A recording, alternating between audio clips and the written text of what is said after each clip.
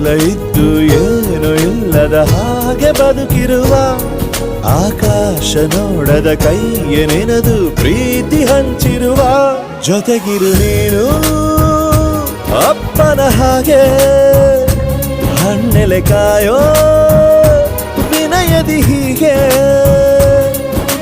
ನಿನ್ನನು ಪಡೆದ ನಾವು ಪುನೀತ ಬಾಳು ನಗು ನಗುತ್ತಾ ಬೊಂಬೆ ಹೇಳುತ್ತೈತೆ ಮತ್ತೆ ಹೇಳುತ್ತೈತೆ ನೀನೇ ರಾಜಕುಮಾರ.